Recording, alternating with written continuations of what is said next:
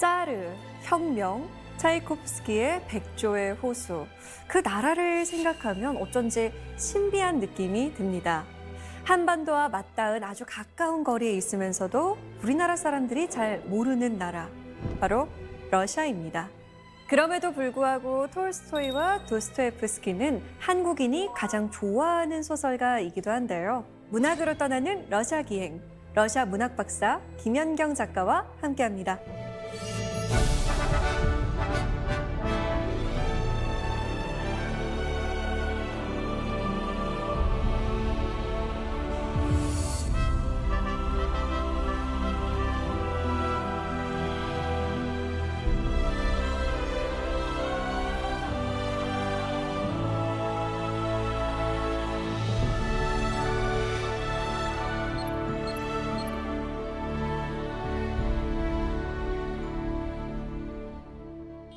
안녕하세요, 작가님. 네, 러시아 문학을 전공하고 러시아에서 유학하고 또 도스토옙스키의 대표작들을 번역하셨어요. 이렇게 러시아 문학에 매료된 이유가 굉장히 궁금합니다. 저는 원래 그 중고등학교 때부터 문학을 하고 싶었는데 네. 그 많은 문학 중에서 하필 또 러시아 문학을 이제 고르게 된 것은 러시아 문학만이 갖고 있는 어떤 매력이 제가 보기에는 비루함이에요. 비루함. 비루함. 네, 우리 삶의 비루함, 옹색함 이런 것들을 러시아 문학이 이렇게 담고 있고 네. 영미 문학에 있는 세련됨, 프랑스 문학에 그런 세련됨 그런 네. 게 없어요. 그다음에 이제 독일 문학식의 엄숙함, 진지함 그런 게 러시아 문학에도 물론 있지만 그거를 다른 식으로 풀어가는데 그런 것들이 굉장히 마음에 들었고 네. 어릴 때 이제 도스옙스키, 톨스토이, 체홉 이런 대표 작가들 중고등학교 때 읽고서 국문과를 가지 않고 논문과를 가서 이걸 조금 더 공부를 해보고 싶다. 네. 그리고 우리나라에는 그때 잘 안 알려진 문학이었어요. 러시아 문학이. 소련이니까.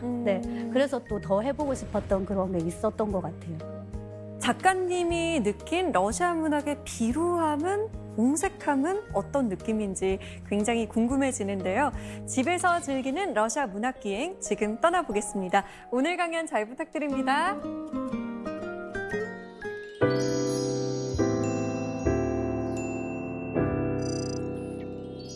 흔히들 러시아 문학의 황금기는 19세기로 잡는데 우리가 아는 훌륭한 작가들이 저기 다 들어가 있습니다. 푸시킨, 고골, 여기 이제 낭만주의기 19세기 전반기의 이제 작가이고요.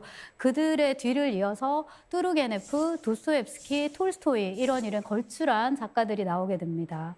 요 세 명의 작가를 묶어서 트로이카, 삼두마차라고 이제 부르기도 했고, 자, 그 중에서도 역시나 가장 많이 사랑받는 이제 도스토옙스키를 얘기를 하겠습니다.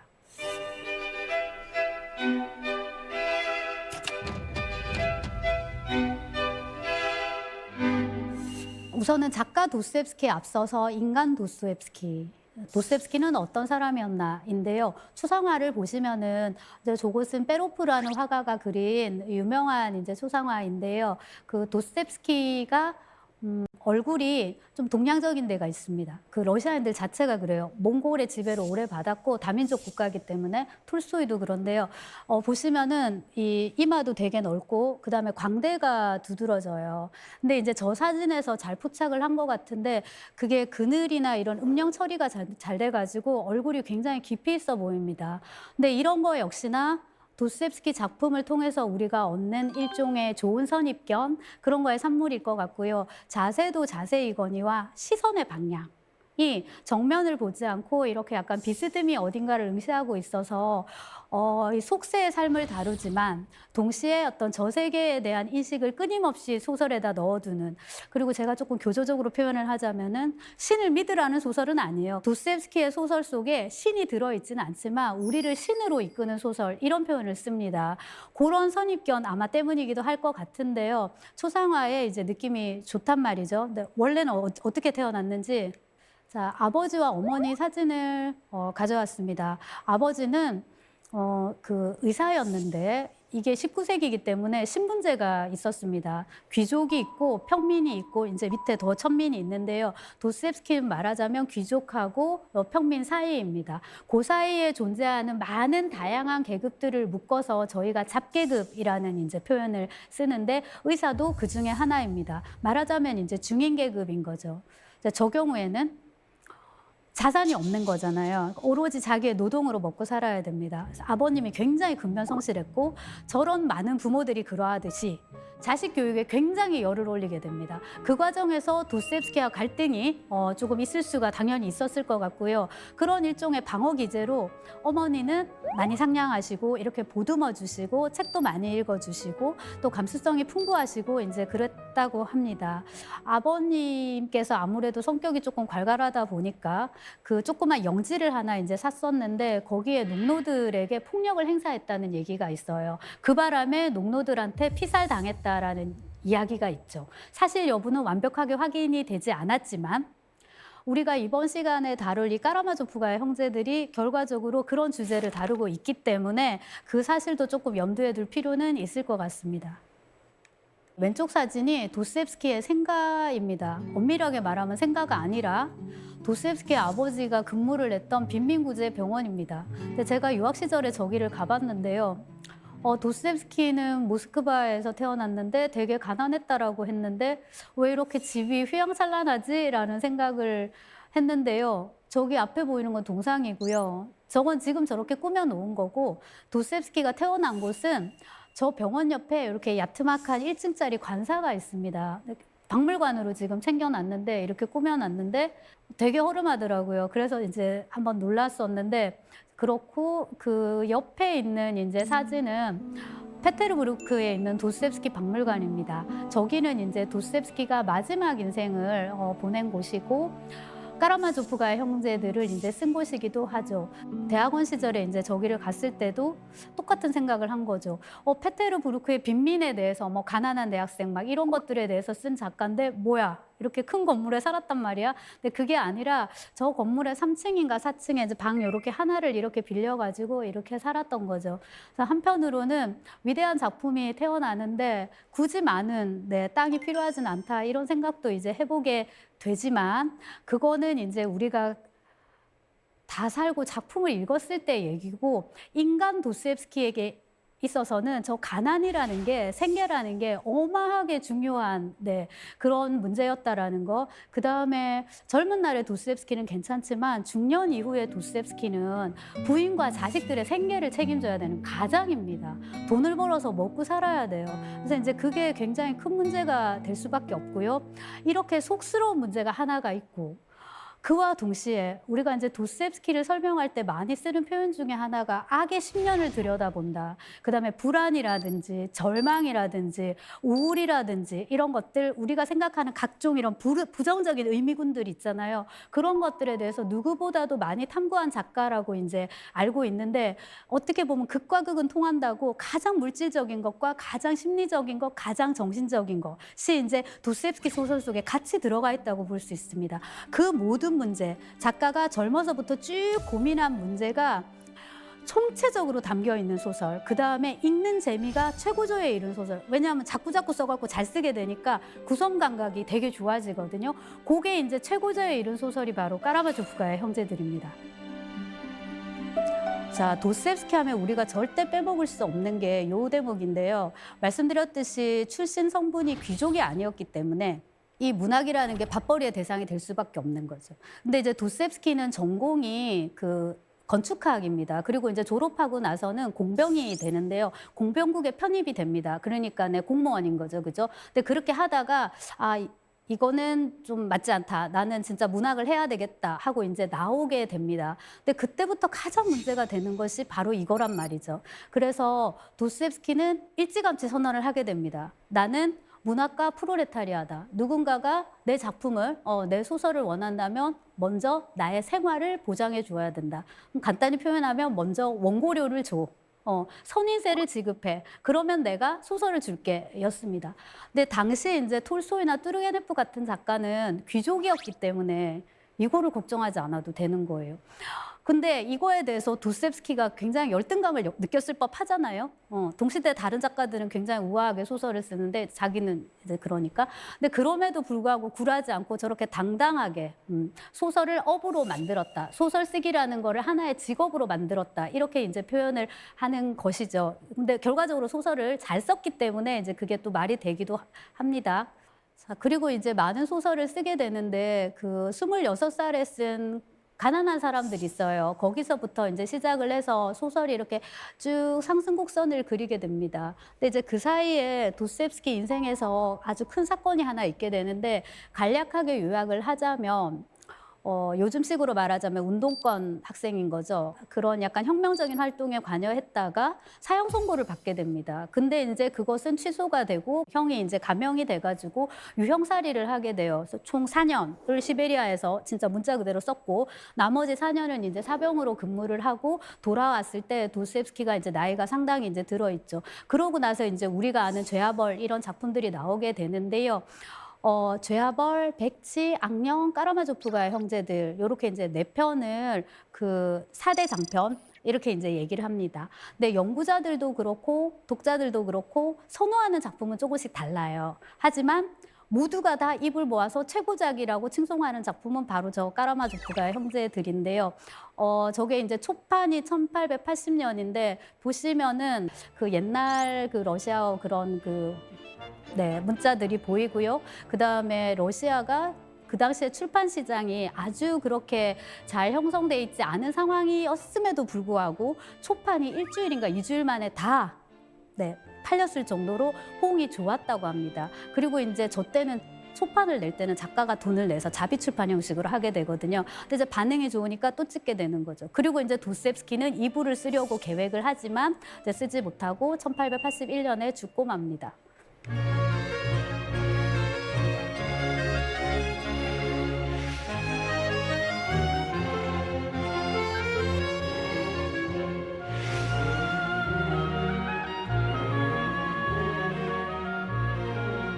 소설의 내용을 제가 이렇게 간단하게 요약을 해봤는데 까라마조프가의 형제들은 뭐 하는 소설이냐. 저거는 아들들이 공이 아버지를 죽이는 소설 혹은 아버지를 죽이려고 하는 소설 나아가서 아버지를 죽인 소설 이제 이렇게 요약할 텐데요. 그래서 네 글자로 이제 친부 사례 좀 두 자로 줄여갖고 우리가 살보 이렇게 얘기를 하기도 하는데 플롯상에서의 아비 아버지를 정치적인 차원으로 해석을 하면 황제가 될 수 있고요. 짜르가 될 수 있고요. 그걸 이제 형이상학적인 차원, 종교적인 차원으로 이월을 시키면 신이 됩니다. 그러니까 아버지를 죽인다는 저 살부라는 행위는 결국 이제 황제, 짜르를 죽이는 혁명, 그리고 이제 신이 없는 국가, 왕이 없는 국가를 만드는 거죠. 그 다음에 이제 신 없는 세계, 유토피아를 우리가 어떻게 만들 것인가, 무신론을 얘기하는 겁니다. 근데 이거를 이제 까라마조프가의 형제들, 특히 대신문관에 나오는 이제 어휘를 쓰자면은 반역이에요. 그리고 러시아인들은 니힐리즘이라는 단어를 선호합니다. 저걸 우리말로 바꾸면 허무주의인데 니체식 허무주의 이런 거하고는 조금 달라요. 근데 그 근원을 찾자면은 러시아에 있다고도 얘기를 하는 학자도 있더라고요. 자, 이래서 살부, 친부 사례라는 그 주제가 세 가지 차원을 플롯 차원과 정치적 차원과 형이상학적인 차원을 동시에 아우르면서 아주 이제 그 광활하게 펼쳐지는 그런 소설이라고 이제 정의할 수 있겠습니다. 자, 그다음에 그 줄거리랄까요? 우선 인물 위주로 간단하게 살펴보면은 표도르 파블로비치 까라마조프입니다. 여러분 러시아 이름 길죠? 이름, 부칭, 성 이렇습니다. 근데 표도르 나이가 55세로 돼 있는데 저때 55세면 이제 상당히 많은 이제 나이인 거예요. 근데 이제 표도르는 악독한 아버지. 자식들의 죄를 완성하기 위해서 저 소설 속에 등장하는 인물이기 때문에 최대한 악해야 되는 거예요. 온갖 추함을 다 이제 자기 몸에 다 갖고 있어야 되는 그런 인물로 설정이 돼 있습니다. 그래서 초반에 죽고 더 나오지도 않아요. 근데 이제 표도르가 총 2번의 결혼을 통해서 3명의 아들을 두게 되는데요. 우선은 드미트리, 이반, 알료샤 3명을 여러분 집중해서 보시면 드미트리, 표도로비치, 까라마조프 이렇게 됩니다. 아버지가 표도르니까 표도로비치 이렇게 부칭해 내려오는데 여기는 이제 28살에 아주 건강하고 튼튼한 군인으로 장교로 이렇게 나오고요. 이반, 이제 표도로비치, 까라마조프 이렇게 되겠죠. 이쪽은 이제 24살에 이제 청년으로 나오는데요. 여기는 이제 대학도 졸업하고 굉장히 똑똑하고 신학이나 이런 것에 대한 논문을 발표한 적도 있고 그래서 이제 지성을 대변하는 그런 인물. 드미트리가 대변하는 감성에 맞서서 일종의 지성입니다. 근데 이 두 가지만 있어도 되는데 도스토옙스키는 3번째 항을 설정을 해요. 그게 바로 알료샤입니다. 자, 알료샤는 지금 20살인 걸로 이렇게 나오는데요. 이름이 알렉세이 표도로비치 까라마조프예요. 근데 왜 제가 알료샤라고 썼을까요? 그러니까 이게 연구자도 알료샤를 더 선호하고 소설 속을 봐도 알료샤라고 많이 불립니다. 알료샤는 애칭이에요. 근데 이 이름에서 이미 작가가 인물에 대해서 갖고 있는 태도가 드러나는 거죠. 드미트리도 미자라는 애칭으로 자주 불립니다. 그만큼 이제 작가도 예뻐하고 귀여워하고 사랑하는 인물인 거고요. 이반 같은 경우는 이제 이데올로기의 축을 담당해야 되기 때문에 조금 역할이 다릅니다. 자, 그리고 이제 알료샤가 담당하는 일종의 그 주제의 축이라고 할 수 있는 게 영성입니다. 영성. 옛날에는 신성이라는 표현을 쓰기도 했는데요. 저는 이제 드미트리의 감성과 이반의 지성과 알료샤의 영성 이렇게 이제 정의하기를 좋아합니다. 그래서 이렇게 세 명의 인물이 아들이 자기들의 플롯을 갖고 있어요. 동시에 자기들의 고백이 있습니다. 그래서 어떤 의미에서 까라마조프가의 형제들은 거대한 고백록이라고 할 수도 있을 것 같아요. 그러면 저 중간에 있는 스메자코프는 뭐냐? 보통의 이제 연구자들이 다 빼먹는데요. 저는 저기다 당당하게 넣었습니다. 이게 소설을 반복해서 읽다 보면은 스메르자코프가 이반보다 조금 빨리 태어났어요. 그러니까 저기는 이제 표도르가 굉장히 방탕하게 살던 시절에 저 동네에서 이렇게 약간 떠돌아다니다시피 하는 그 백치 여성을 요즘으로 치자면 이제 발달장애인이 될 텐데요. 이렇게 이제 강제로 범해가지고 낳은 일종의 사생아입니다. 근데 표도르 집에 들어와서 이제 살게 되고 표도르가 키우고 하인이 키우죠. 하인이 키우고 자라고 보니까 요리를 잘하니까 이제 그런 식으로 말하자면 이용되는 인물인데요. 나중에 결과적으로 아버지를 죽이는 소임을 이제 다하게 됩니다. 자, 요렇게 이제 까라마조프가의 형제들입니다. 드미트리의 모험과 순환, 또 에피퍼니 제가 이렇게 넣어놨는데 드미트리의 애칭은 미자입니다. 근데 드미트리를 우리가 쭉 따라가면은 이 소설의 줄거리를 훑어볼 수가 있어요. 작가님, 근데 에피퍼니가 뭔가요? 네, 저거 영어 단어인데 네. 뜻 자체는 신의 뜻이 우리의 눈앞에 현현한다. 그래서 가장 적합한 여건은 현현이 될 겁니다. 근데 저게 종교적 뉘앙스가 강해서 네. 우리는 이제 전통적으로 불교, 유교 국가니까요. 법열? 그런 식으로 어떤 종교적 환희, 황홀경 이런 걸로, 근데 종교적인 그런 걸로 이해할 수도 있을 것 같은데요. 제가 여기 그 드미트리가의 요 아들들을 에피퍼니라는 키워드로 말하자면 읽어가는 이유 중에 하나가 이런 건데 까라마조프가의 형제들을 어떤 관점에서 보면은 이 각각의 주인공들의 고백의 모음으로 볼 수 있어요. 근데 드미트리의 엄마가 생모가 유산을 남겼단 말이에요. 그걸 아버지가 관리해 왔어요. 드미트리는 지금 이거를 받아야 돼요. 근데 한 푼도 안 남았다고 이제 표도르가 오리발을 내미는 거죠. 그래서 이제 둘이 이제 굉장히 싸움이 격화돼 있는 중에 표도르가 요즘으로 치자면 사업가란 말이에요. 부동산도 되게 많이 하고 좀 말하자면 강남 같은 데 술집도 많고 막 이런 인물이란 말이에요. 근데 그 돈을 받으려고 애쓰던 중에 아버지가 눈독을 들인 아버지의 지금 사업 동업자가 있어요. 그녀가 바로 그루셴카라는 이제 이름을 가지고 있는 아주 당찬 여성인데 이 여자를 때려주러 갔는데 보고서 그만 반해버린 거예요. 그래서 이제 이야기가 아버지와 돈 갈등이었는데 여자 갈등까지 이제 같이 가게 됩니다. 자, 그 다음에 두 번째 보면은 제가 동생과의 여자 갈등, 그 여자 싸움이라고 이제 조금 격하게 표현을 이제 썼는데요. 그 동생 이반이 같이 이렇게 모스크바에 있을 때 이게 드미트리가 자기도 모르게 이반을 이제 엮어주게 되는데 원래는 까체리나가 드미트리의 약혼녀입니다. 근데 까체리나가 형 문제 때문에 이반을 만나면서 둘이가 말하자면 서로 호감을 느껴버려요. 그래서 의도하든 의도하지 않든 그 까체리나라는 여자를 사이에 두고 형하고 동생이 이렇게 나를 세우는 그런 관계가 된 거예요. 근데 이미 사실상 게임은 끝난 상태예요. 드미트리는 그루셴카를 사랑하게 돼버렸고 이반은 까체리나를 사랑하게 돼버렸어요. 근데 이제 이 인물들이 다 혈연 관계로 얽혀 있다 보니까 이 문제가 쉽게 해결되지 않는 거죠. 우리가 도스토옙스키의 까라마조프가의 형제들 하면 굉장히 무거운 소설로 일단 생각을 하잖아요. 막 신이니 죄와벌이니 구원이니 불멸이니 이런 걸 생각하는데 일단 소설의 줄거리를 놓고 보면은 돈, 여자 이런 거라는 거죠. 근데 그게 사실은 굉장히 중요하다는 거. 왜냐하면 소설 일단 재미가 있거든요. 그리고 이 주제야말로 굉장히 보편적이기 때문에 그런 것 같습니다.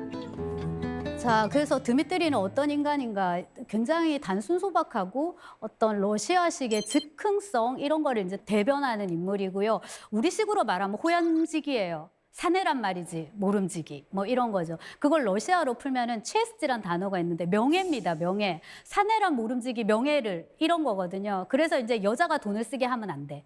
아무리 그루셴카가 돈이 많아도 나는 그루셴카 돈은 한 푼도 쓰지 않겠어. 아버지한테 3천 루블을 받아가지고 만약에 그루셴카가 나한테 사인을 보내면 그루셴카랑 같이 가서 살림을 차릴 거야. 이런 건데 제가 그 세계관을 미 앞에 경배, 모순 앞에 경배 이렇게 이제 얘기를 했는데 드미트리는 이 세상에 여러 모순되는 것 그것들을 해석하려고 하지 않아요. 그게 뒤에 나오는 이반하고의 가장 큰 차이입니다. 너무 머리가 아파. 이거를 어떡하지? 어떻게 사람이 이렇게 방탕하면서도 동시에 이렇게 순결할 수가 있는 거지?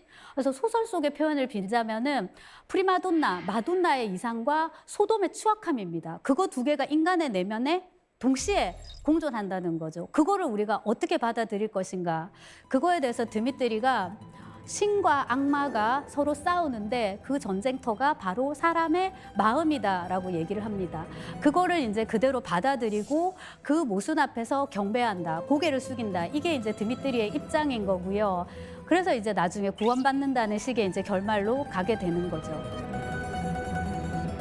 자, 그 다음에 이제 드미트리 에피펀인데 드미트리가 결국에는 아버지를 죽이지 않았는데 아버지를 죽였다는 누명을 쓰게 됩니다. 그래서 이 대목이 중요한 게 까라마조프를 여러 관점에서 읽을 수 있지만은 우리가 사회학적 관점에서 읽는다면은 이 소설은 실패한 재판, 오판에 대한 얘기예요. 왜냐하면 드미트리는 아버지를 죽이지 않았단 말이에요. 근데 드미트리가 그동안 행했던 못된 짓거리들이 있잖아요. 하지만 아버지를 죽인 것에 대해서는 자긴 정말 잘못이 없다고 얘기를 해도 이 정보가 있기 때문에 결국 이제 누명을 쓰게 되고 그다음에 당시 러시아의 재판 제도가 배심원 제도입니다. 이거에 대한 도스토옙스키의 생각을 엿볼 수 있어요. 그거보다 더 근본적인 건 뭐냐? 인간이 인간을 심판한다라는 것에 대한 그 도스토옙스키의 생각입니다. 그거 자체는 아예 불가능하다라는 거. 심판의 최종은 어디로 가야 된다? 더 높은 신급 신에게로 이월시켜야 된다. 이제 이런 거거든요. 그래서 죄와 벌에 대한 도스토옙스키 나름의 생각이 드미트리의 꿈속에서 표현이 됩니다. 그게 바로 제가 저렇게 요약을 했는데 모든 사람은 모든 것에 대해서 모든 사람 앞에서 유죄다라는 거를 이제 드미트리가 꿈을 통해서 체험하게 돼요. 꿈속에서 드미트리가 이제 군인인데요. 마차를 타고 어느 마을을 지나가게 됩니다. 근데 그 마을이 화마가 휩쓸고 갔어요. 그 마을을. 그리고 이제 모든 사람들이 다 밖에 나와가지고 있는데 날씨가 추워가지고 막 다들 벌벌 떨고 있어요. 막 장갑도 없고 그렇거든요. 근데 갓난아이가 엄마 품에 막 안겨갖고 막 울고 있어요. 그 꿈속의 드미트리가 저 아이가 왜 저렇게 우느냐. 배가 고파서 운다. 아니 그러면 엄마가 젖을 주면 되지. 그 엄마도 굶어가지고 지금 젖을 줄 수가 없다. 근데 그거를 보고서 너무 마음 아파하는 거예요, 드미트리가. 그리고 이제 그 꿈에서 깨고 나서 그렇게 얘기를 하죠. 세상에 저렇게 배가 고파서 울부짖는 아이들이 없도록, 세상에 저렇게 굶주린 사람들이 없도록 내가 십자가를 짊어지겠다라는 이제 건데요. 과연 이제 그 십자가를 드미트리가 짊어질 수 있는지 그것도 이제 소설을 끝까지 읽으면은 흥미진진한 답이 나옵니다.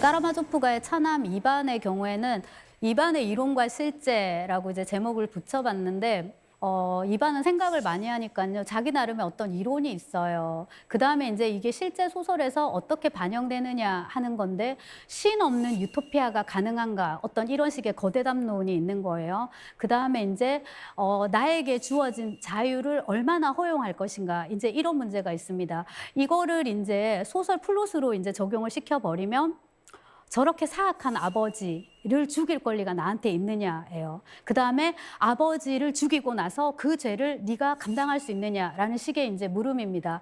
그거를 조금 자세히 살펴보면 그 이반의 사상을 얘기를 할 때 꼭 강조하는 문장이 신을 받아들이지 않는다는 게 아니라 신이 창조한 세계를 받아들이지 않겠다라는 겁니다. 짧게 요약을 하면 이게 이제 이반이 알료샤한테 얘기를 하는 건데요. 신이 자기의 모습에 따라서 인간을 만들었다면 인간은 좀 더 완벽한 존재가 되어야 되는데 왜 저렇게 많은 악을 행하냐 하는 거죠. 그리고 세계에 왜 이렇게 많은 부조리와 악이 판치느냐 하는 문제입니다.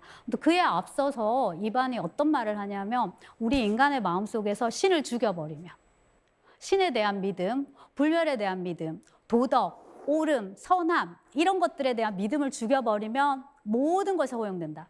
그래서 이걸 줄여가지고 모든 것이 허용된다라는 사상 이렇게도 표현을 하거든요. 근데 이제 이거를 이론적으로 더 끝까지 밀고 간 게 작품 속에서 대신문관이고요. 이거를 현실 차원에 이제 적용을 시킨 게 바로 아버지 죽이기 살부입니다. 대신문관은 4대 복음서의 공이 묘사가 되는 예수 그리스도의 유혹 부분을 도스옙스키가 다시 썼다고 이제 보시면 되는데요. 16세기 말 이 세빌리아를 이제 이렇게 배경으로 하고 있는데 그때 이제 어떤 인물이 나타나는 거죠. 근데 그가 그리스도인 걸로 이렇게 설정이 돼요. 근데 추기경, 그러니까 대신문관인데 그는 이제 이 그리스도로 추정되는 인물을 물론 감옥에다 가둡니다. 그리고 이제 밤에 찾아가가지고 그와 대화 아닌 대화를 나누게 됩니다. 대신문관 혼자 떠들어요. 네, 이 그리스도로 추정되는 인물은 가만히 있고 여기서 이제 대신문관의 내용의 줄을 이루는 것이 4대 복음서의 공이 다 이제 묘사가 되는 그리스도의 유혹 부분입니다. 예수 그리스도가 황야에서 이제 수행을 하고 있는 거죠. 마귀가 딱 나타납니다. 그리고 이제 세 가지 질문이라고 할 수 있고 이제 유혹이라고도 할 수 있고 이런데요. 저기 저 뒹구는 뭐야? 돌멩이가 보이느냐? 저 돌을 빵으로 바꿔라. 그다음에 이제 두 번째 질문이 저기 절벽에서 한번 뛰어내려봐. 너는 하느님의 아들이니까 하느님이 너 안 죽게 해줄 거야. 이거고요. 세 번째 질문은 내 앞에 경배해라. 이거였거든요. 근데 세 가지 질문 각각을 다 예수 그리스도는 뿌리칩니다. 아시다시피 이제 1번의 경우에는 사람은 빵만으로 사는 게 아니고 하느님의 말씀으로 산다라는 이제 그거고요. 그다음에 이제 두 번째 유혹에 대해서는 주 하느님을 시험에 들게 하지 마라라고 했었고 세 번째 이제 질문에 대해서는 물러가라는 거죠. 나는 오직 하느님 앞에만 경배한다라고. 이거를 도스옙스키가 가지고 와가지고 자기식으로 해석을 합니다. 1번은 기적에 대한 유혹.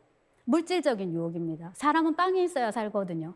그 다음에 이제 두 번째는 뭐냐면 돌이 빵으로 바뀌는 기적을 내 눈앞에서 이렇게 보여줘야 되는 거예요. 우리는 권능을 원해요. 이 신비한 힘을 그대로 눈앞에서 보기를 원해요. 왜냐하면 약하니까.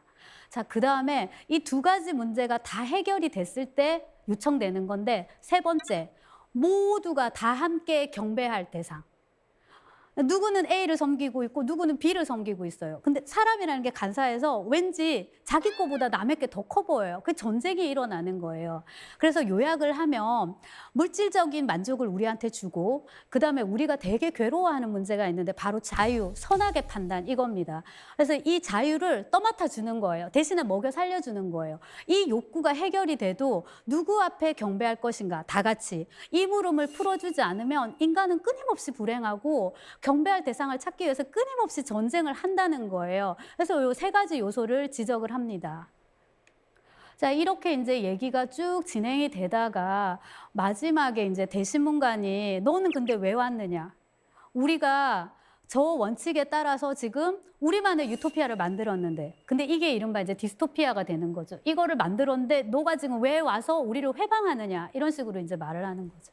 너는 인간이 조금 더 위대해가지고 자유로운 믿음에 따라서 너를 믿는 것을 원했겠지만 사실 인간이란 나약하고 악독한 존재다 이런 식인 거죠. 자, 그러고 나서 뭐든지 좋으니까 한마디만이라도 해봐라 라고 얘기를 합니다. 근데 지금까지 그리스도는 단 한마디도 하지 않고 있어요.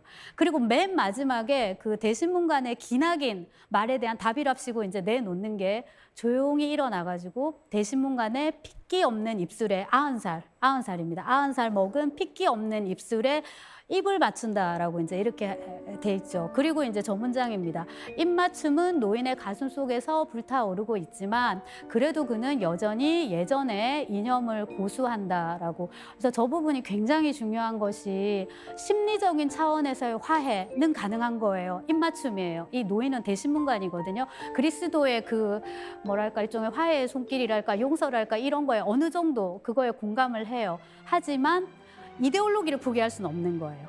자기의 사상, 이념을 포기할 수는 없는 거예요. 그래서 요거를 우리가 이제 당연히 입안의 유비로 이렇게 볼 수 있겠습니다. 이론에서는 이랬는데 실제로 아버지가 죽었다. 자, 이반이 아버지를 죽였습니까? 라고 이제 제가 여러분한테 물어볼 수 있겠죠. 미필적 고의. 그러니까 내가 적극적으로 그 범행을 행하진 않았지만 일어나도록 그냥 방치한 그런 혐의인 거죠. 그 다음에 부작위의 죄. 뭐를 하지 않았기 때문에 생기는 죄입니다. 작위가 아니라 부작위의 죄. 이런 식으로 자기가 떠나면 드미트리가 아버지를 죽일 수 있다는 걸 알면서도 모스크바로 떠나버린 죄. 이 정도로 물어볼 수 있겠지만 이 죄를 가지고 형사상의 처벌을 받는 것은 불가능해 보인단 말이죠.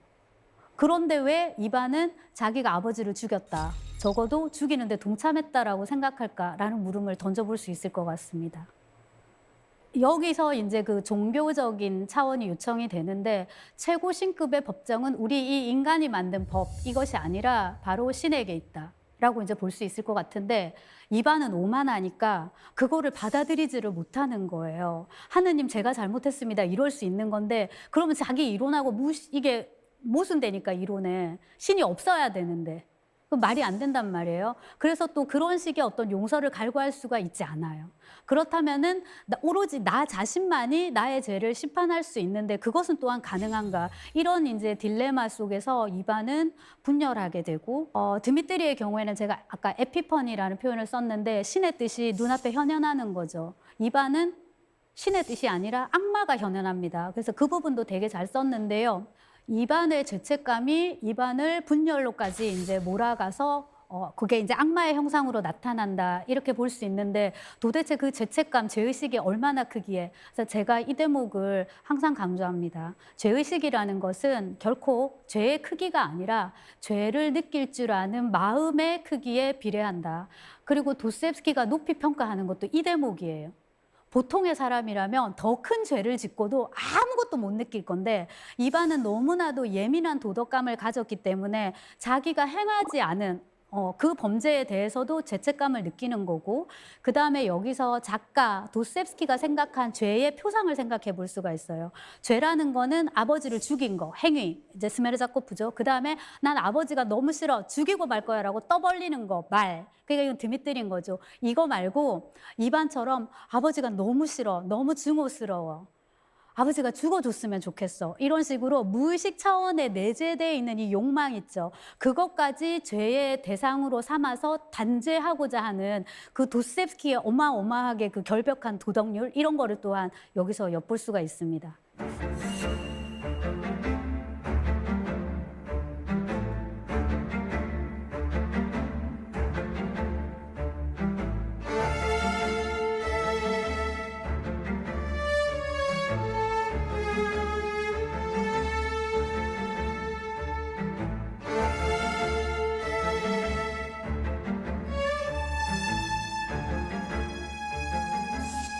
알료샤를 살펴보겠습니다. 알료샤는 정말로 에피퍼니라는 말이 딱 맞는 이제 인물인데요. 여기 그 까라마조프 형제들에게는 많은 이제 그 시험들이 주어지는데 알료샤에게 주어진 시험이라면은 그 아까 대신문관에서 세 가지 유혹을 한번 떠올려 보시면 바로 그 1번 기적 있죠. 그겁니다. 너가 기적을 보지 않고도 믿을 수 있는가? 결론적으로 말씀드리면 알료샤는 그거를 이겨내요. 네, 제가 두 가지를 이제 가지고 왔는데요. 알료샤의 아버지는 표도로 물론 까라마조프지만은 알료샤의 정신적인 아버지는 바로 이 조시마 장로입니다. 소설 중에 이제 돌아가시게 됩니다. 근데 그 우리가 스님들이 돌아가시면 사리가 나오는 것과 비슷하게 장로님이 돌아가시면 시신에서 향기가 이제 풍긴다. 그게 말하자면 이제 신의 뜻의 어떤 현현으로 보는 거죠. 근데 조시마 장로님이 돌아가셨는데 시체 썩는 냄새가 나는 거예요. 근데 저게 소설의 한 챕터 아예 제목으로 딱 올라가 있습니다. 그러니까 이제 사람들이 쑥덕쑥덕 되기 시작하는 거죠. 거봐. 부인네들하고 너무 친하게 지낼 때 알아봤어. 아줌마들이 갖다 주는 단 것을 너무 많이 먹었어. 기름진 것을 너무 많이 먹었어. 이 종교 성직자가 이런 거부터 시작해서 이제 쑥덕쑥덕 되는 거예요. 근데 어린 알료샤가 너무 마음이 아픈 거예요. 자기가 그렇게 존경하고 사랑하는 장로님이 그 보상을 받아도 못할 때 저런 치욕에 노출이 되다니 그게 이제 너무 괴로워가지고 알료샤가 이제 바깥으로 나가게 됩니다. 라키진 따라서 바깥으로 나가는데 그때 이제 그루셴카를 만나게 되는데요. 그루셴카하고 드미트리의 갈등이 이미 있었던 거잖아요. 그래서 알료샤는 그 그루셴카가 굉장히 좀 그런 여성일 줄 안 거예요. 근데 이제 막상 가서 보니까 너무나도 상냥하고 다정다감한 누이 동생 같은 그런 느낌이더라. 이고 그다음에 거기서 그루셴카로부터 저 양파 한 뿌리에 대한 이야기를 듣게 됩니다. 저 우화를 좋아하시는 분이 되게 많은데요. 굉장히 나쁜 아줌마가 한 명 있었어요. 당연히 나빴으니까 죽어서 지옥을 가게 됩니다. 지옥에 막 불에서 이렇게 허덕이고 있어요. 근데 수호천사가 나타나요. 이 아줌마의 할머니 혹은 아줌마의 수호천사가 나타나서 그래도 가만히 보니까 저 아줌마가 옛날에 선행을 딱 하나는 했다. 양파 한 뿌리를 적선한 적은 있다. 이 말이에요. 그래서 수호천사가 마지막으로 저 아줌마에게 이렇게 양파 한 뿌리를 이렇게 떨어뜨려서 잡고 올라오면은 그래도 불지옥에서 조금 구원해 주는 걸로 하면 어떻겠느냐라고 제안을 합니다. 자, 그래서 그렇게 한번 해봐요. 그래서 양파 한 뿌리 이렇게 떨어뜨렸는데 아줌마가 여기서도 욕심을 너무 많이 부리셔가지고 양파를 잡고 올라가는데 다른 사람들이 나도 가자 이렇게 막 붙으니까 같이 가자 했으면 되는데 이렇게 막 발로 차고 나만 살 거야 이렇게 하는 바람에 뚝 끊어져 버려요. 그래서 다시 지옥으로 가게 되는데 그루셴카가 그 말을 합니다. 나는 정말 나쁜 여자지만 정말 세상에 잘한 게 하나도 없지만 그래도 나도 살아오면서 양파 한 뿌리 정도는 적선한 적이 있다. 이런 표현을 씁니다. 그래서 이제 저게 우리가 인간으로서의 자존감을 지킬 수 있는 어떤 유일한 선행, 도덕감 이런 걸로 이제 보시면 될 것 같아요. 그 얘기에 굉장히 감화됩니다. 알료샤가. 그리고 다시 이제 수도원으로 돌아가는데요. 가보니까 냄새가 더 많이 나요. 그래서 빠이시 신부가 이렇게 독경을 하다가 너무 냄새가 나서 창문을 막 열어둔 거예요. 근데 사실 생각해보면은 장로님이 돌아가신 게 여름이어가지고 시신이 빨리 부패되는 건 어떻게 보면 굉장히 당연한 건데 인간의 유혹, 아까 그 대신문관에서 얘기하는 이제 그런 거를 거기서 이제 한번 강조를 하는 거고요. 원론적으로 얘기를 하자면은 사람이 죽어서 시체가 썩는 것이랑 하나님의 뜻이 이러저러하게 현현되는 거, 뭔가 옳고 그른 것은 아무런 상관관계가 없는데 인간은 이렇게 나약하고 악덕할 수 있다라는 거예요. 그래서 눈앞에 그 기적을 보여주지 않아도 너는 믿을 수 있겠냐 이거인데 알료샤가 빠이시 신부 앞에 이렇게 옆에 딱 나란히 앉아갖고 기도를 하다가 자연스럽게 잠이 들어요. 꿈을 꾸는데 그 꿈 속에서 역시나 이제 그 성경에 나오는 부분인데 갈릴레아 가나의 혼인 잔치입니다. 저 잔치에서 그 예수 그리스도가 물이 포도주로 바뀌고 하는 기적을 맨 처음 행하셨다고 이제 그렇게 하더라고요. 근데 저 꿈에서 알료샤는 조시마 장로님을 만나요. 잔치에 왔니? 나도 초대받았구나. 이렇게 저분이 보이느냐. 근데 알료샤가 너무 밝아서 쳐다볼 수가 없습니다. 이런 표현을 씁니다. 그게 도스옙스키가 생각한 어떤 신의 표상? 그런 거였던 것 같아요. 이제 그런 꿈을 꾸고 나서 알료샤는 저게 진짜 진정한 어떤 에피퍼니구나 이런 느낌이 들 정도로 읽는 독자도 이렇게 이제 흥분하게 되는 부분이 있는데 거기서 이제 말하자면 신의 뜻을 깨닫고 법복을 벗고 수도원에 머무르는 대신에 이제 죄 많은 말하자면 세속으로 나아가게 됩니다. 그 역시 조시마 장로가 명한 것이기도 합니다. 네가 있을 곳은 여기 수도원이 아니라 바로 저 속세다. 형들을 가서 지켜라. 한 명의 형 말고 두 번째 형까지. 그러니까 큰 형 말고 작은 형까지. 그렇게 말한 대로 나가게 됩니다.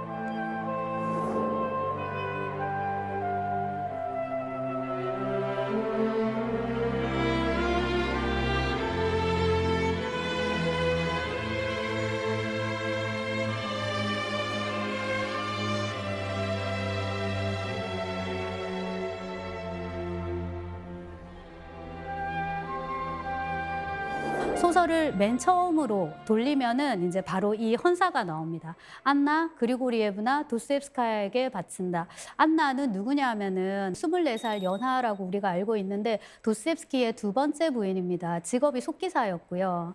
그래서 이제 도스옙스키가 마감에 임박해서 도박자라는 제목의 작품이 있습니다. 그거를 막 받아 써야 되니까 속기사를 고용을 했는데 그때 이제 두 사람이 서로에게 호감을 느끼고 이제 결혼을 하게 되고요. 그리고 우리가 보통 이제 천재 작가라고 떠올릴 때 항상 그 옆에서 내조하는 사람이 필요하잖아요. 그 역할을 아주 톡톡히 해낸 그런 부인입니다. 그래서 안나하고의 사이에 이제 아이들이 있었는데 2명은 죽고 2명이 살아요. 그래서 이제 그 가족 사진을 보면 도스옙스키가 죽고 나서 안나가 서 있고 아들 하나, 딸 하나 이제 이렇게 서 있는 사진이 있죠. 그래서 까라마조프가의 형제들을 여러 관점에서 읽을 수 있겠지만 아버지 도스옙스키가 썼다, 아내에게 바치는 책이다, 이렇게 우리가 이제 읽어보면 결국 이것은 다름 아닌 자기의 2 아이가 살아갈 미래에 바치는 책인 거예요. 근데 이런 식의 가족 소설이 많은데 보통은 제목을 무슨 가의 사람들 이렇게 많이 짓거든요. 티보가의 사람들 이런 식으로, 부덴브로크가의 사람들 이렇게 많이 짓는데 도스옙스키 같은 경우에는 까라마조프가의 형제들 이렇게 썼단 말이에요. 그렇게 이제 썼을 때는 작가 나름의 이제 고민이 있었을 텐데 우선은 아버지보다는 아들 세대, 자식 세대, 그러니까 과거보다는 현재와 미래에 대한 작가 나름의 어떤 예찬이라고 볼 수 있을 것 같고요. 그러면 그냥 아이들이라고 할 수 있는데 굳이 왜 형제들이라고 했을까? 그것은 이제 제가 아까 그 알료샤의 연설과 관련해서도 말씀을 드렸지만 도스옙스키를 통해서 우리가 엿볼 수 있는 일종의 러시아 정신인데요. 전체성, 총체성 이런 거예요. 나 혼자 행복하면 안 돼요. 다 같이 행복해야 돼요. 그래서 구원이라는 테마가 이 소설을 비롯한 도스옙스키 소설의 이제 핵심어이기도 한데 형제들이라고 하면서 니네들은 까라마조프라는 이름 속에서 하나의 어떤 전체로 머물러라라는 그런 게 있어요. 단결하고 서로 사랑하고. 그래서 이제 그런 메시지까지 같이 주는 게 아닌가 싶고요. 그게 그 제사를 통해서 강조되는데 이것이 이제 여러분 다 아시는 미랄에 대한 얘기입니다. 근데 한 알의 미랄이 떨어져가지고 땅에 걔가 죽어야 돼요. 죽어야만이 많은 또 미랄을 맺을 수 있단 말이에요. 아버지의 죽음, 표도르의 그렇게 비참한 죽음을 극복할 수 있는 유일한 방법은 결과적으로 아들들이 살아가지고 아름다운 미래를 열어가는 것이라고 이제 할 수 있을 것 같고요. 그 관점에서 보자면은 까라마조프는 비단 자기들의 2 아들이 아니라 앞으로 도스옙스키가 죽을 때 그 이후의 세계를 살아가는 모든 아이들, 이거 우리도 포함입니다. 우리 아이들에게 바쳐진 그 러시아 작가가 우리에게 선사한 아주 위대한 문화유산이라고 그렇게 볼 수 있을 것 같습니다.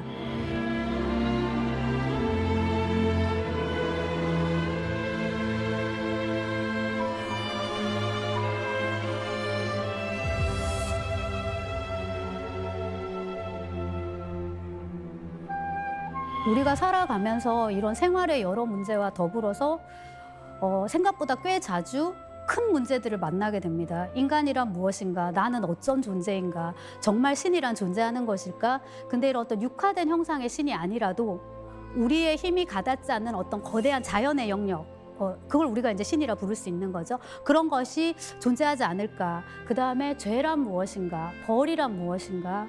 또 그걸로부터 우리가 어떻게 구원받을 수 있는가. 근데 굳이 종교라는 프레임에 얽매일 필요 없는 것 같아요. 그거하고 별개로 우리가 이런 문제를 굉장히 많이 만나게 되거든요. 근데 이런 문제에 대한 답을 누구보다도 더 많이, 더 깊게 제시한 작가가 바로 도스옙스키입니다. 그래서 여러분들이 다는 못 읽으시더라도 제와벌이나 까라마조프가의 형제들을 통해서 이런 실존적인 문제를 한 번 더 고민해 보시기를 바랍니다. 오늘 강의는 여기까지입니다. 감사합니다.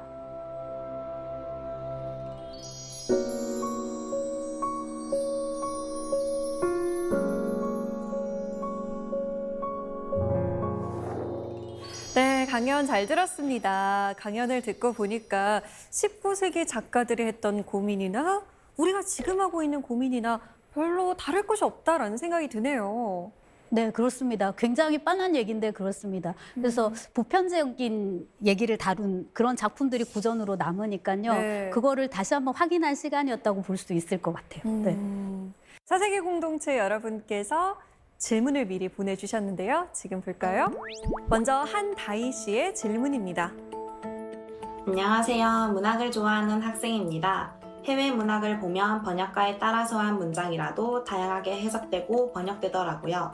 직역하는 경우도 있고 의역하는 경우도 있는데 직역과 의역은 어떤 차이고 어떤 때 쓰이나요? 문학을 굉장히 좋아하시는 분인데요. 번역을 할 때 특별히 신경 쓰는 부분도 있으실 것 같아요. 네, 일단 번역은 기본적으로 창작이 아니다. 이건 이제 해석인데요. 그러니까 우리가 이제 번역을 하기 위해서 보통 많이들 생각하는 게 그 해당 외국어에 대한 지식이잖아요. 네. 근데 그것보다 더 중요한 건 우리말 감각이거든요.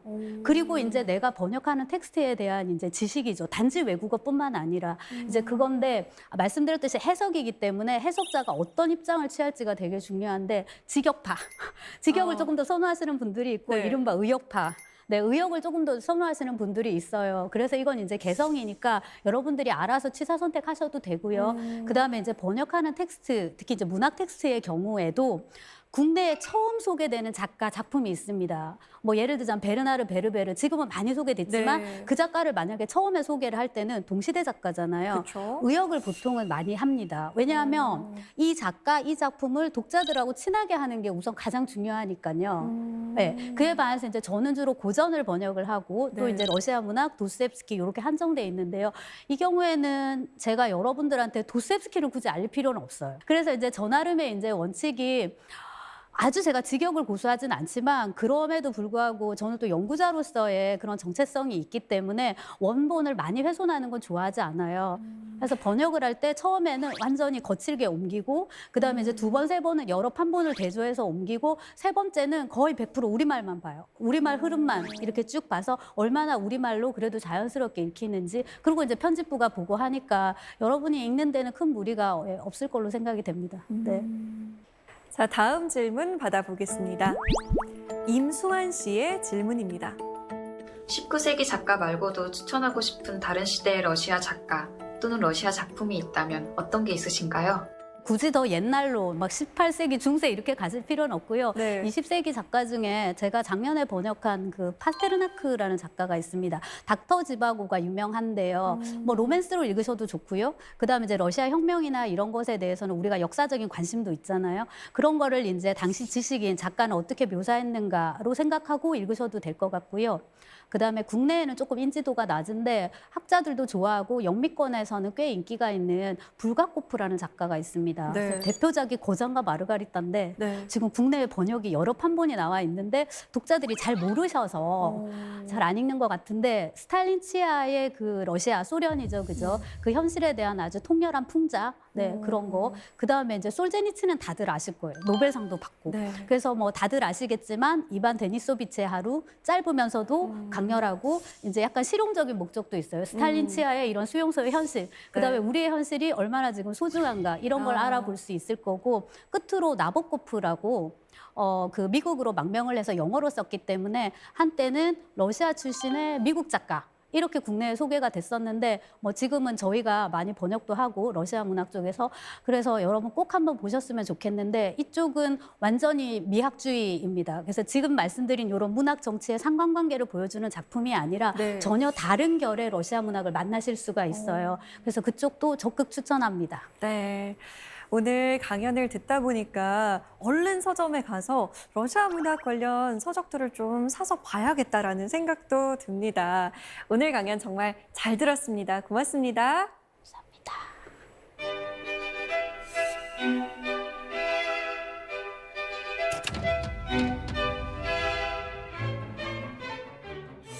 조립식 가구를 놓고 어떻게 만들어야 하나 고민하다가 사용 설명서를 펴보니까 예상외로 방법이 쉬워 보입니다.